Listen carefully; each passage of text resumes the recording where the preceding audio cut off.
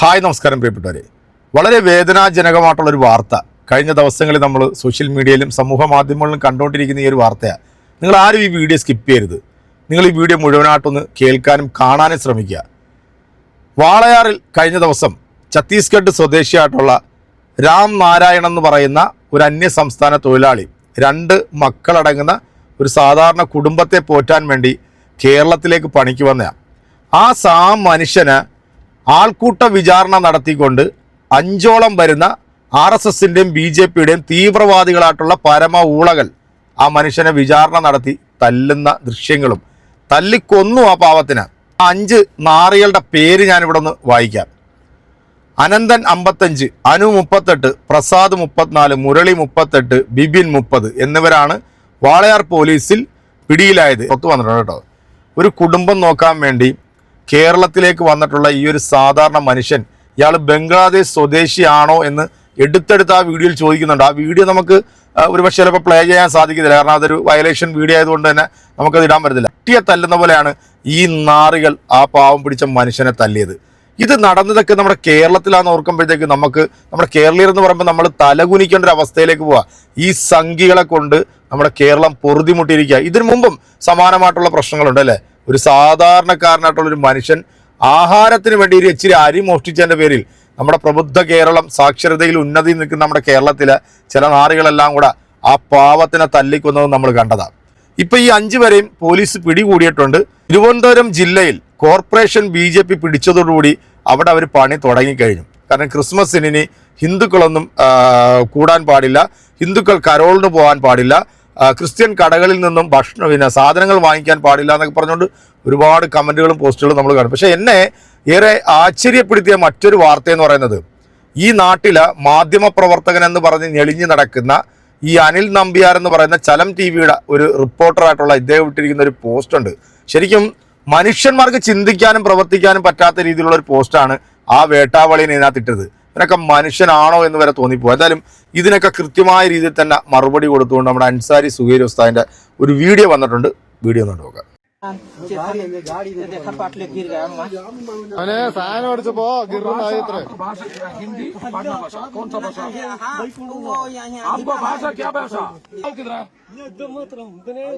तुम्हारा गांव किधर है? तुम बांग्लादेशी?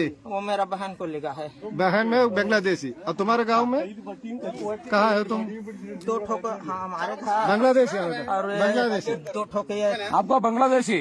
हाँ ഞെട്ടണ്ട, തുറച്ചു നോക്കണ്ട.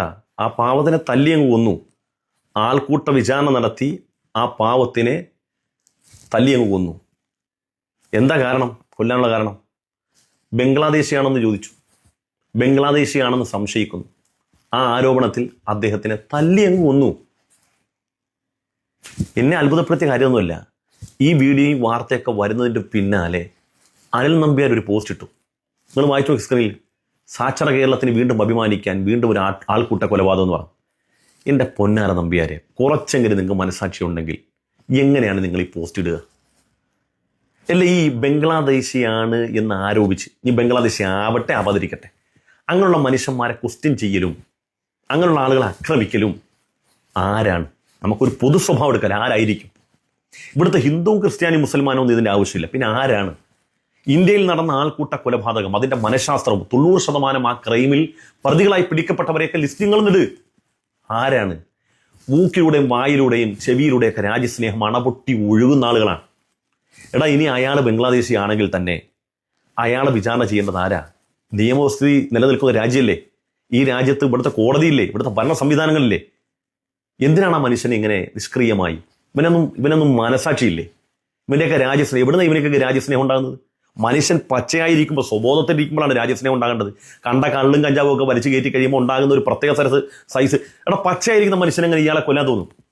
ഒരു മനുഷ്യന്, നിസ്സഹായനായ മനുഷ്യൻ, ആൾക്ക് തിരിച്ചക്രമിക്കാൻ കഴിയാത്ത 10-20 പേര് കൂടി ഒരുത്തനെ അങ്ങോട്ട് അടിക്കുക, അവൻ്റെ അസ്ഥിയൊക്കെ ശരീരത്തിന് മറ്റു ഭാഗങ്ങളിലേക്ക് തുളഞ്ഞു കയറുക. ആ പാവപ്പെട്ട മനുഷ്യൻ, നിസ്സഹായനായ മനുഷ്യൻ അവിടെ കിടന്ന് പെടഞ്ഞു വരിക. ചില്ലറ മനസ്സൊന്നുമല്ല. അതുകൊണ്ടാണ് ഞങ്ങൾ പറയുന്നത്, ഒരു മനുഷ്യൻ അവൻ ഏറ്റവും വൃത്തികെട്ടവനായി മാറുന്നത് ചില സിദ്ധാന്തങ്ങൾ എടുത്ത് തലയിൽ ചുമക്കുമ്പോഴാണ്. എത്രയോ നല്ല മനുഷ്യർ അങ്ങനെ വൃത്തികെട്ടവന്മാരായി പോയി. ഒരു മനുഷ്യൻ അവന് ബംഗ്ലാദേശാണെങ്കിലും പാകിസ്ഥാനും എന്ത് മണ്ണാങ്കട്ടയാട്ടെ അവനെ വിചാരണ ചെയ്യേണ്ട കോടതിയാണ്, ഇവിടുത്തെ ഭരണ സംവിധാനങ്ങളാണ്. അവർ പുറത്താക്കും, അവർ വേണമെങ്കിൽ അകത്താക്കും. ആ മനുഷ്യനെ വട്ടം കൂടിയെന്ന് ഇപ്പം അതിന്റെ പ്രതികളെയൊക്കെ പിടിക്കുമ്പം ഇതേ ഊർജം അനിൽ നമ്പ്യാർക്ക് വേണം കേട്ടാ. ഈ പ്രതിപട്ടികളുടെ ലിസ്റ്റ് ഇടാനുള്ള ഊർജ്ജം നിങ്ങൾക്ക് കാണിക്കണം. ബംഗ്ലാദേശിയാണെന്ന് ചോദിച്ച് ഒരാളെ കൊല്ലണമെങ്കിൽ അല്ലെങ്കിൽ ഉപദ്രവിക്കണമെങ്കിൽ മറ്റ് സമുദായങ്ങൾക്ക് അല്ലെങ്കിൽ ഇവിടെയുള്ള മറ്റ് ഏത് മനുഷ്യരായിക്കോട്ടെ, ഇവിടുത്തെ പച്ചയായ മനുഷ്യർക്ക് അതിന്റെ ആവശ്യമില്ല. ഇവിടെ കുറെ ഭ്രാന്തന്മാരുണ്ട്, തലക്ക് സുഖമില്ലാതെ നടക്കുന്ന കുറച്ച് മനുഷ്യർക്കാണ് ഇതിൻ്റെയൊക്കെ ആവശ്യം. അവിടെ ഇവനൊക്കെ മനുഷ്യരെ പച്ചക്കറുള്ള മനുഷ്യരല്ലേ, ഇവനിക്കും ഉണ്ടാകത്തില്ലേ അച്ഛനും അമ്മയും, ഇവനിക്കും ഉണ്ടാകത്തില്ലേ. ഇതിപ്പം അവന്റെ പേര് മുസ്ലിം അല്ല കേട്ടോ, ഈ കൊല്ലപ്പെട്ട മനുഷ്യൻ മുസ്ലിം അല്ല, അത് മനസ്സിലാക്കണം. മുസ്ലിം അല്ല, ബംഗ്ലാദേശിയാണെന്ന് ചോദിച്ച് അടിക്കുകയൊക്കെ ചെയ്തപ്പം ഈ അടിക്കുന്നവന്റെ ഹൃദയത്തിലുണ്ടാകുന്ന ആവേശം എന്ന് പറഞ്ഞാൽ ഞാൻ അടിക്കുന്നത് എൻ്റെ രാജ്യത്തിന്റെ ശത്രുവായ, എൻ്റെ എക്കാലത്തെയും ശത്രുവായ ഒരു മനുഷ്യനെയാണല്ലോ കൊല്ലുന്നത്, അതൊരു പുണ്യപ്രവൃത്തിയാണ് എന്ന് തലക്കകത്ത് അത്തരത്തിലുള്ള സിദ്ധാന്തങ്ങൾ അടിച്ചു കയറ്റിയ ആളുകളാണ്. അവൻ ഈ സാധനം മോന്തി കഴിയുമ്പം അല്ലെങ്കിൽ മറ്റേ സാധനം വലിച്ചു കഴിയുമ്പോൾ അവൻ്റെ ആ സ്നേഹം പുറത്തോട്ട് ചാടും. അങ്ങനെയാണ് അഖിലാക്കരെ കൊന്നത്. എത്ര മനുഷ്യരെ പശുക്കടത്തിന്റെ പേരിൽ കൊന്നത്, എത്ര മനുഷ്യരെ നിസ്സഹായരായ എത്ര മനുഷ്യരെ കഴുത്തെടുത്ത് കൊന്ന്. ഈ പാരമ്പര്യമുള്ള മനുഷ്യന്മാർ ഇവിടെ വന്നിട്ട് പറയാണ്, അതെ എന്താ ആരാണെന്നറിയാൻ മതി, സാക്ഷരകാലത്തിന് പിണ്ണാക്ക് പറയാൻ തന്നെ മനുഷ്യർക്ക് ചില്ലറ ഉളുപ്പൊന്നും പോരല്ലോ, തൊലിക്കട്ടിയൊന്നും പോരല്ലോ. പാലക്കാടുള്ള പണ്ട് നിങ്ങളോടൊപ്പം പ്രവർത്തിച്ച ഒരു ചെറുപ്പക്കാരനെ ഇപ്പോൾ വിളിച്ചിരുന്നു. അവനിപ്പോൾ പറഞ്ഞു, സായി പ്രശാന്തിൻ്റെ ഇപ്പം ആ വിഷയം സംസാരിച്ചേ ഉള്ളൂ, ബാക്കി ഡീറ്റെയിൽസ് അദ്ദേഹം പറയും. ഭയങ്കര മനക്കെട്ടി ഞങ്ങൾക്ക് ഇങ്ങനെയൊക്കെ ഈ ഉളുപ്പില്ലാതെ എഴുതാനേ. ഇത് ഈ ഇന്ത്യയുടെ ഭൂതകാലം മുഴുവനും എടുത്തു നോക്കിയാൽ ഇത്തരം ആൾക്കൂട്ട കൊലപാതകത്തിന്റെ പിന്നിൽ ആരാണെന്ന് ഇവിടുത്തെ മനുഷ്യർക്കൊക്കെ അറിയാന്നേ. എന്തിനാണ് ഈ മനുഷ്യരെ ഇങ്ങനെ ഉപദ്രവിക്കുന്നത്? ഏതായിക്കോട്ടെ, ഏത് രാജ്യത്ത് നിന്ന് വന്നാലായിക്കോട്ടെ, അവരെ ഇവിടെ പിടിച്ചു കൊടുക്കാനും അത് ഇവിടെ കോടതി ശിക്ഷിക്കാനാണെങ്കിലും അല്ലെങ്കിൽ അയാളെ തിരിച്ച് നാട്ടിലേക്ക് അയക്കാനും ഒക്കെ ഒരു വ്യവസ്ഥിതി ഉണ്ടല്ലോ, അവരെ നോക്കിക്കൊള്ളൂലേ. ഇങ്ങനെയുണ്ട മനുഷ്യർക്ക് ഭ്രാന്ത്. ചെറിയ ഭ്രാന്തൊന്നുമല്ല, ഇത് മൂച്ചുഭ്രാന്താണ്. അപ്പം മനുഷ്യനായിട്ട് ജീവിക്കടാ, അതാണ് ഏറ്റവും വലിയ കാര്യം. മനുഷ്യനായിട്ട് ജീവിക്കൽ ഏറ്റവും വലിയ കാര്യം. രാജ്യസ്നേഹം മൂക്കണം, അത് പച്ചയായിട്ട് നിൽക്കുമ്പോഴാണ് മൂക്കേണ്ടത്. ആ രാജ്യസ്നേഹം അവനവന്റെ സ്വന്തം പ്രവൃത്തി കൊണ്ടാണ് കാണിക്കേണ്ടത്. അത് മറ്റുള്ളവനെ ഉപദ്രവിച്ചിട്ടല്ല രാജ്യസ്നേഹം കാണിക്കേണ്ടത്. ഞങ്ങളൊക്കെ ഈ രാജ്യത്ത് ജീവിച്ചവരാ, ഈ രാജ്യത്ത് ജീവിച്ച് മരിക്കണമെന്ന് ആഗ്രഹിക്കുന്ന ആളുകളാ. ഞങ്ങൾക്ക് ഇങ്ങനെ പൊളയത്തില്ലല്ലോ. ഇതൊക്കെ കപട രാജ്യസ്നേഹമാണെന്നേ, ഇതൊക്കെ പൊളിറ്റിക്സ് ആണ്. ഒരു പാവപ്പെട്ട മനുഷ്യനെ തല്ലിക്കൊന്നിട്ട് അത് വലിയ മഹത്തരമായിട്ടാണ് കാണുന്നത്, വലിയ മെഹത്തരമാണ്. നിങ്ങളിത് കണ്ടല്ലോ, ഈ മലം ടി വിയുടെ വ്യക്താവായിട്ടുള്ള ഈ മാധ്യമപ്രവർത്തകൻ എന്ന് പറയുന്ന ഈ ഒരു ഊളയുടെ പോസ്റ്റ്, ഇതിൻ്റെ താഴെ നിങ്ങൾ പോയി നോക്കിക്കഴിഞ്ഞാൽ ഈ നാട്ടിലെ നല്ല ഹൈന്ദവരായിട്ടുള്ള സഹോദരങ്ങൾ അവൻ ജീവിതത്തിൽ കേൾക്കാത്ത തരത്തിലുള്ള പുളിച്ചതും മറച്ചതുമായിട്ടുള്ള ഭാഷയിലാണ് വിമർശിച്ചുകൊണ്ടിരിക്കുന്നത്. ഈ മരണപ്പെട്ട മനുഷ്യനൊരു മുസ്ലിം അല്ലെന്ന് നിങ്ങൾ ചിന്തിക്കണം. ഈ അടിച്ചവന്മാർക്ക് തലയ്ക്കകത്ത് ബോധമില്ലെന്നുള്ളതും നമ്മൾ ചിന്തിക്കണം. കാരണം ഒരു സംഖ്യയും നോർമലി ഒരു മനുഷ്യനായിട്ട് നമുക്ക് കൂട്ടാൻ പറ്റില്ല എന്ന് പറയുന്നത് ഇതുകൊണ്ട് തന്നെയാണ്. നമ്മൾ വടക്കേന്ത്യയിലൊക്കെ നമ്മൾ കാണാറുണ്ട്, ആൾക്കൂട്ടം വിചാരണ നടത്തിക്കൊണ്ട് അവിടെ വരുന്ന ആൾക്കാരെയൊക്കെ തല്ലിക്കൊല്ലുന്നതായിട്ട്.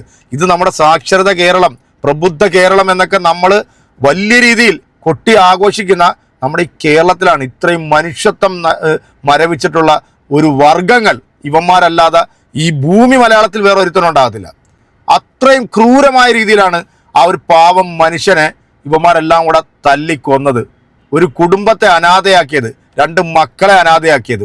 ഇനിയിപ്പോൾ ഈ കേസൊക്കെ എവിടം വരെ പോകുമെന്നുള്ളത് നമുക്ക് എല്ലാവർക്കും അറിയാം. കാരണം കൊന്നത് മൊത്തം സംഖ്യകളായതുകൊണ്ട് ഇവരൊക്കെ ഇതിനകത്ത് നിന്നൊക്കെ ഊരിപ്പോക്കോളും. ഇത് കേസ് വാദിക്കാൻ ആ പാവം പിടിച്ച ഛത്തീസ്ഗഡിൽ നിന്ന് അവരുടെ കുടുംബങ്ങളൊന്നും ഓടി ഇങ്ങോട്ട് വരത്തില്ല. ഇതൊക്കെ അവരിങ്ങോട്ട് ഓടി വരത്തില്ല. ഈ നാറികളെയൊക്കെ നമ്മൾ നിലക്ക് നിർത്തണം.